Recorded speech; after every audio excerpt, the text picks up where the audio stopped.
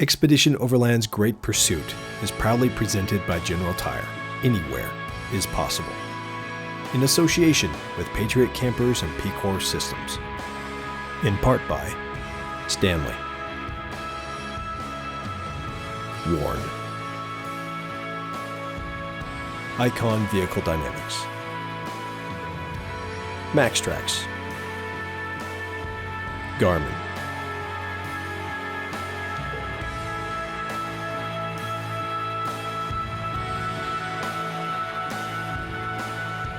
CBI Off-Road Fabrication.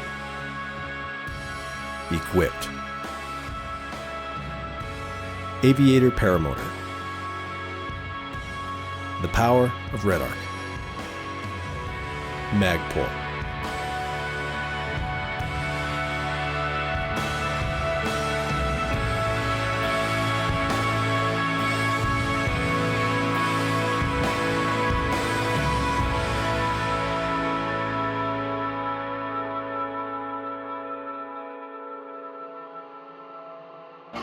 We are in Sonora, at a secluded beach along the western coast of mainland Mexico. Today, the winds are perfect, and flight is at the top of the list. We hope that today in general will provide opportunities to expand our skills as pilots and overlanders.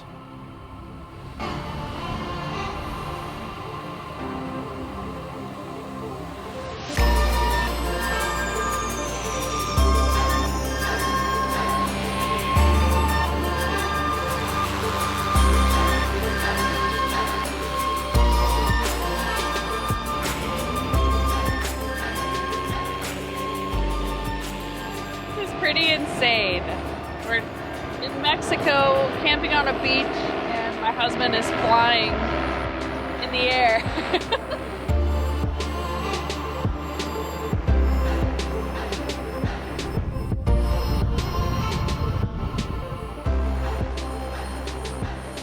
With flight crews in the air, the ground crew gets some pointers from Kurt on different aspects of sand driving. How's Samson doing on the beach? Samson's a beast on the beach. It's a heavy truck, but the beach is wet, so we have that going for us. Eventually, our two worlds come together for a brief second. Trucks and wings traveling together. Oh my gosh, this is so cool. What the heck?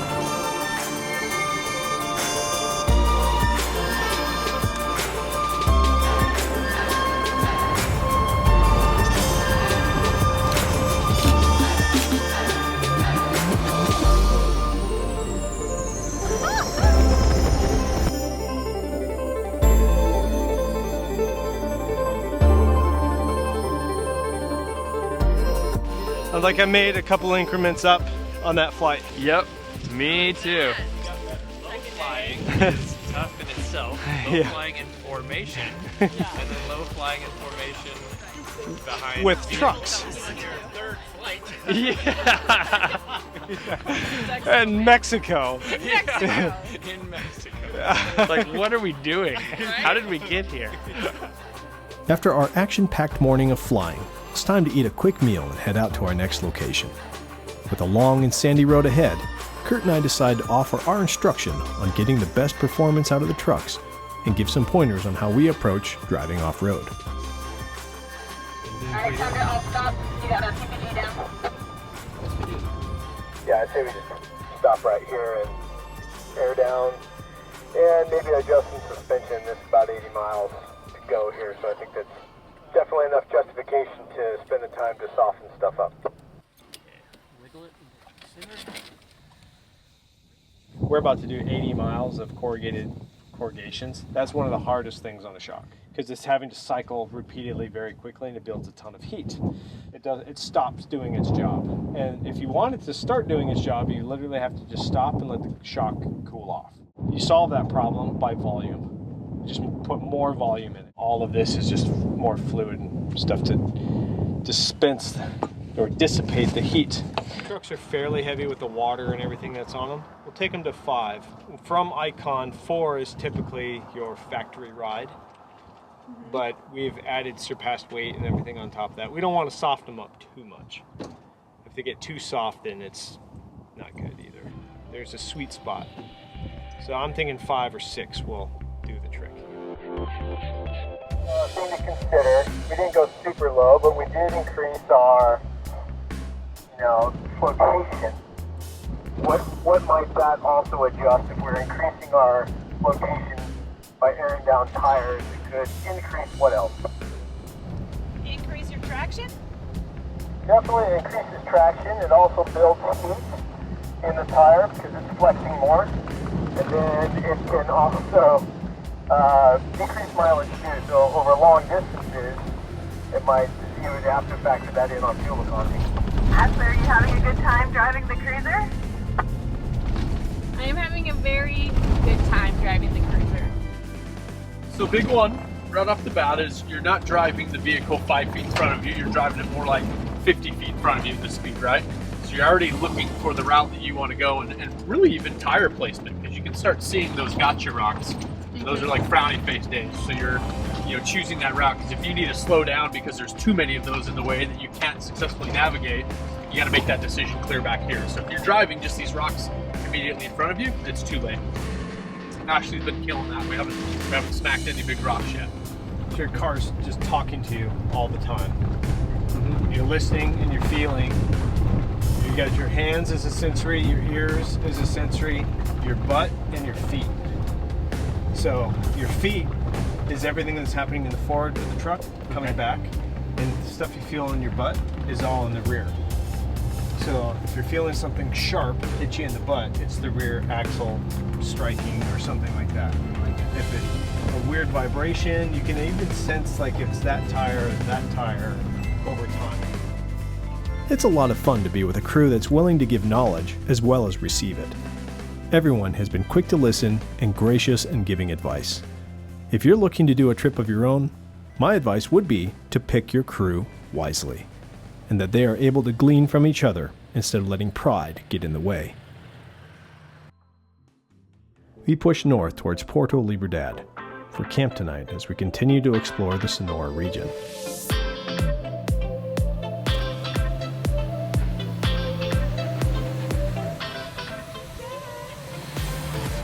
It's pretty exciting. This is the longest and slowest crawl control moment ever captured on camera.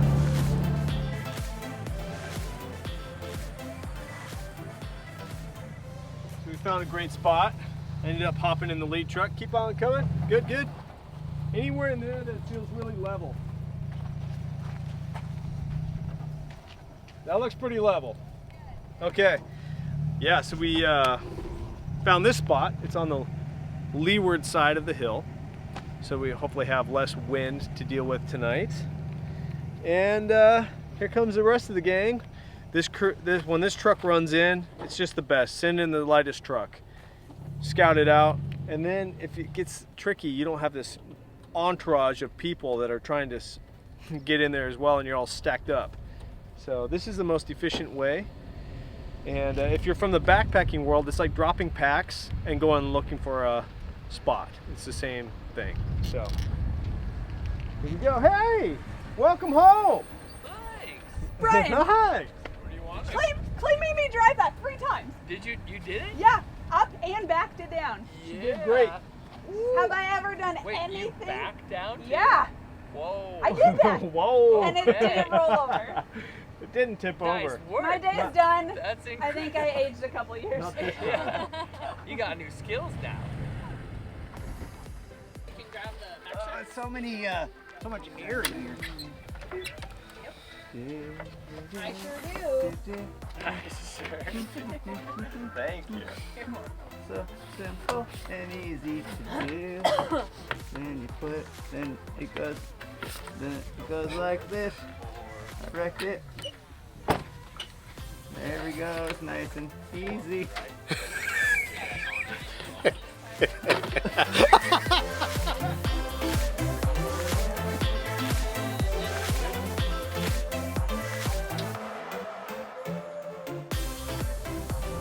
How's the view? terrible. When Ian asked her for real? Ashley, will you marry me? Your shirt's not off. Where's your wedding ring? I haven't been wearing it. I was told to leave mine at home. Hi, Richard. Hello, Rochelle. like we're on a vacation, but we brought our camcorder. Who wants to run down the hill? I'll take photos. You go. Yeah. Rapid fire. Like a gazelle. I have no shoes on. Scared old lady. Well, this morning we've kind of made the joke that we're nomads wandering the desert. We don't really know where we're going today. We didn't really know where we're going last night. We need to move off the beach and go into somewhere more rocky and rugged so that a lot of these folks can get an off-road experience and learn and tune up their skills. So that's what we're looking for right now. So we're looking at all the options. We're actually using our eyes. We see big mountain range out there. Whereas, like, obviously there's going to be four-wheel drive opportunities out there that we could use to instruct a little bit, because we asked the group what they wanted out of the trip, and that was one of the things, that people just wanted more skills. Part of getting the new crews up to speed is to have them navigate. Do you have your map? I'll coordinate a sweet route. Then we just gotta have some drivers get up over anything that I give you. Before making our way up to the mountains, we make a quick pit stop in the town of Puerto Libertad for fuel and resupply.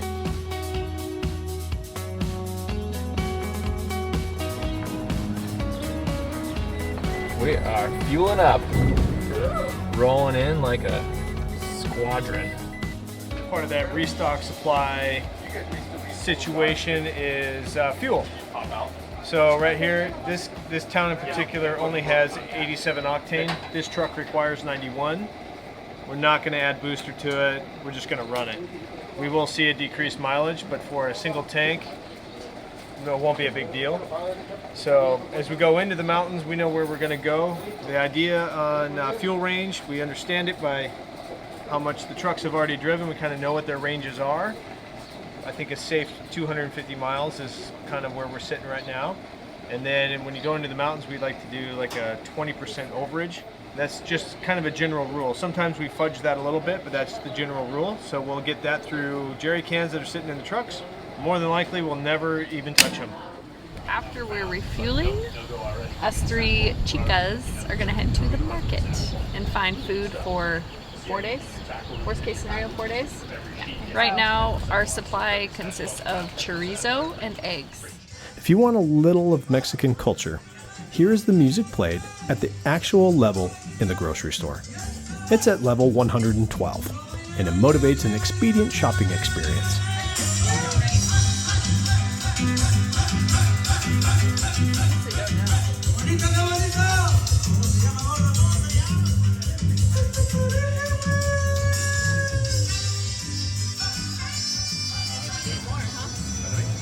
What do you think, Clay?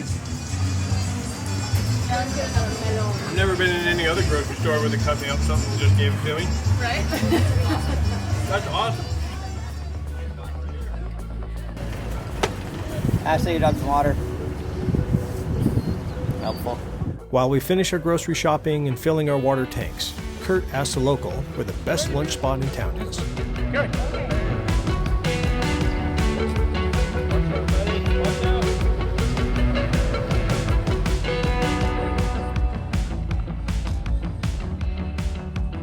I like the strut. Oh, that smells so good. Oh, tengo hambre. This is Brian and Megan's first time in Mexico. And it's really fun to see how much they are enjoying the culture, especially the food. The food is incredible, but it's time to start looking for our next location. Kurt helps Brian refine his coordinates for camp and challenges the group to plot it on their own. An hour later, we're working our way deep into the Mexican ranges to find some mountain air.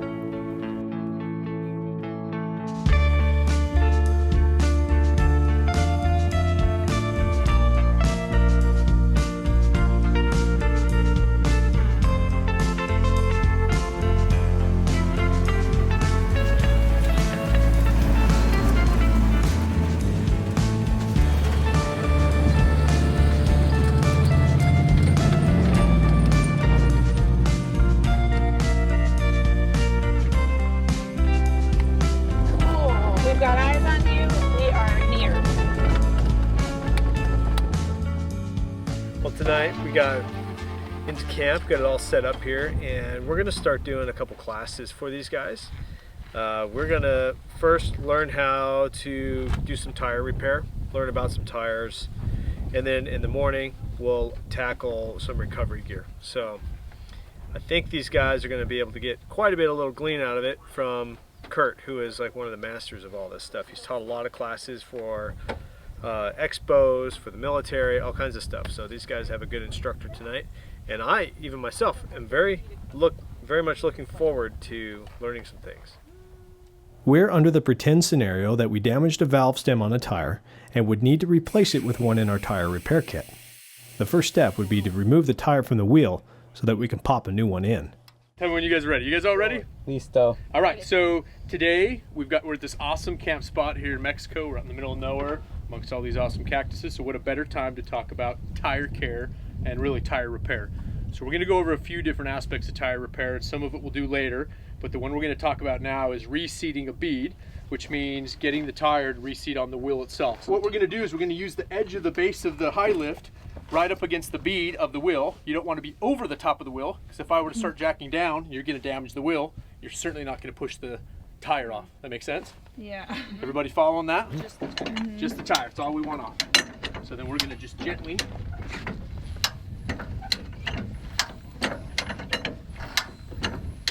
and with the high lift, you are putting a lot of force on that, so make sure you're steering clear of this item here, keeping a good hand on it.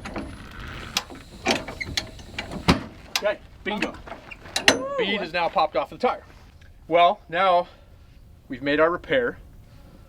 Hypothetically, we've replaced the valve stem that was damaged. So we're gonna take it out to the front of the vehicle here, and we're gonna use starter fluid to reseed it. And that's just one of the ways you can reseed a bead. 1, 2, pushing down on the tire, get inside. 1, 2, down inside the tire. 1, 2, down inside the tire. 1, 2, I'm doing my tail, and she'll be ready to launch. Let me get my head out of there and go for it. Okay, go ahead and hit the tire. Okay, and we're gonna pat it out. Listen to that air, it's coming out now, explosion. It's gonna change though. Now it's gonna vacuum inside. It expanded so much, it pushed the tire out. Now it's vacuum. That is vacuum coming back into the tire bear. So it's refilling itself. So you would let it neutralize, let it air out. You're gonna put your core back in, then you're gonna air up the tire, remount it on the vehicle. You've now reseeded that bead. If that wasn't cool, then I don't know what is. A big thank you to Kurt for sharing some of his knowledge with us. The training continues into the following morning with a crash course on recovery gear to get everybody up to speed on load ratings, calculations, and estimating equipment needs. For some of us, this is the first time we've ever learned this. It's super cool. This morning, Kurt gave us a, hour-long rundown of recovery gear and techniques. And it's nice because I learned a little bit. I always learn something, no matter what, no matter how basic or how complicated an explanation is and instruction is on recovery gear. I always learn something. I learned a lot this morning, but it was super cool because Ashley has never really been taught it. Through my own interest, I'll go and check it out, but that's not something she's interested in. So she's never really had an opportunity to sit down and actually learn a whole bunch of it. It's kind of nice. This whole trip has been really cool because it just gives her a pile more tools and a pile of more responsibility now that she didn't have before. With the training complete, we are all anxious to make it to another Mexican beach location that Brian has identified on the Overlander device. But first, we have to tear down camp, and we all know how serious of a job that is.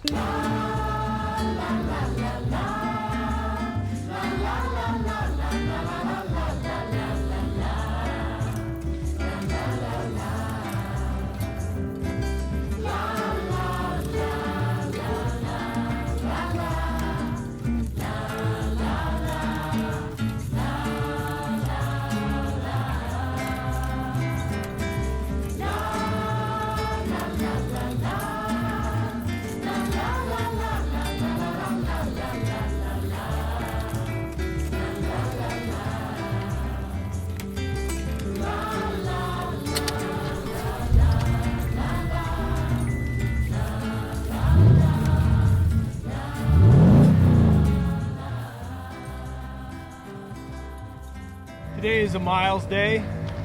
we just push. We're just gonna move north to get to the beach. So we're putting all of our pressures back up so that we don't overheat tires and get better fuel economy. You feeling more confident today with your shots than yesterday? I'm feeling more hopeful. Confidence will not come quite yet. No, he taught us a lot. And I'm trying to balance all the knowledge with learning how to film and then also learning how to drive. I'm hoping not to cross the two. So we're going to kind of work our way back out to the highway, to the ocean, and wander up here.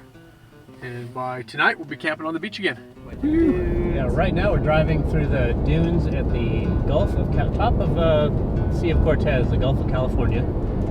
Looking out on dunes everywhere right here. We're trying to find a spot called Cliff Overlooking the Ocean from Overlander app up here. And I'll be excited to see what this looks like. We're about 2 miles out. 2 miles out on our left-hand turn, FYI.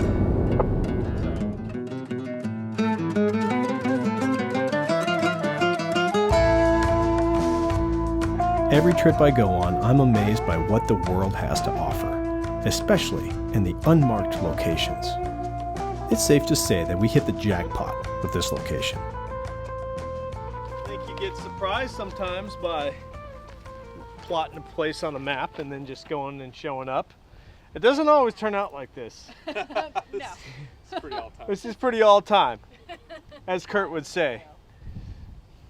So yeah, I mean, maybe we can make our way down to the beach, get a little out of the wind. It is pretty breezy here, but you can't beat this. This is paradise. 1, 2, 3, jump! Yes! Oh, that's gonna be good. I am slicing up plantains and we're gonna fry them and they're delicious. I thought I would utilize the local fruit here and we're gonna cook them up. They're actually really good with maple syrup, but we are not in Canada. While Ashley and Rochelle are busy preparing a rockin' meal, Kurt and I are planning our meetup with Team 5 tomorrow across the border. With planning complete, we soak up our last night in Mexico. Richard, let me drop your pillow. That was a good day. It was a good day. Yeah. Oh no, sorry National Luna. It's our last morning here in Mexico before crossing the border this afternoon. And the three of us pilots are antsy to get one more flight in. Call this para-waiting. Para-waiting for wind. When we woke up, the sock was out pretty straight, but now it's pulling the pole over, so the winds have actually increased since we got up. And just running the kite over there, it was a lesson. Woo! Yeah, we'll learn pretty quick. A bucking bronco. Uh-huh. Yeah, and these kind of winds, you gotta be really careful, otherwise you'll get sent out to sea, be on the other side of Baja. Yeah, I'd rather wait. Yeah. So we'll wait for It's half not an worth it. hour and drink some coffee, enjoy the sunrise, be in the moment. It's our last morning. We're gonna cross the border today. So if we get a flight in, it's a bonus. But this portion of the trip has been excellent. Hopefully we do get the flight in, but time to step it up, go back across the border, and do some more cool stuff. So it's gonna be a big day. Flying turns out to be a bust, so we choose to rest and enjoy our coffee with the crew before packing up. It's crazy how quickly this Mexican portion has gone by. Must mean we're having fun. To the north. We head to the north now. To the north. Find more sand. Gonna rip around to the sand dunes. I think I really want to try out Team 5's Supercharged Tundra in the sand dunes. Seems like fun to me. Guys ready? Let's roll out.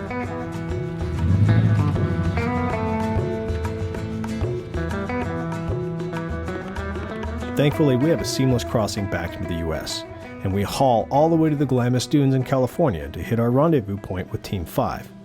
They catch up with us just in time to roll into camp.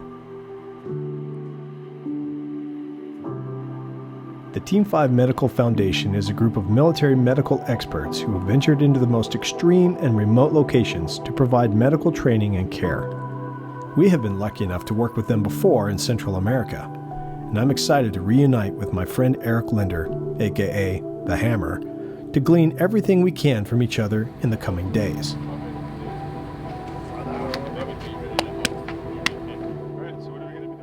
We spend the rest of the night talking about our backgrounds and getting to know each other.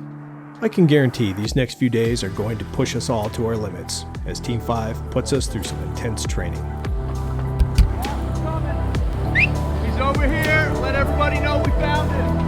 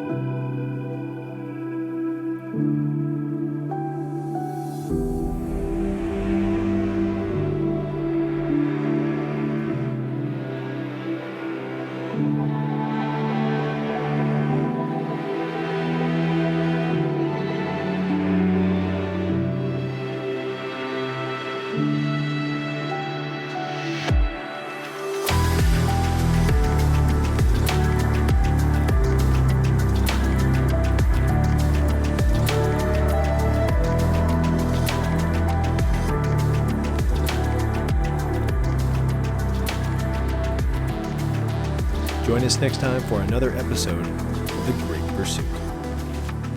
Come visit us on our website at xoverland.com to get inspired, get knowledge, and get equipped. After all, adventure is in you.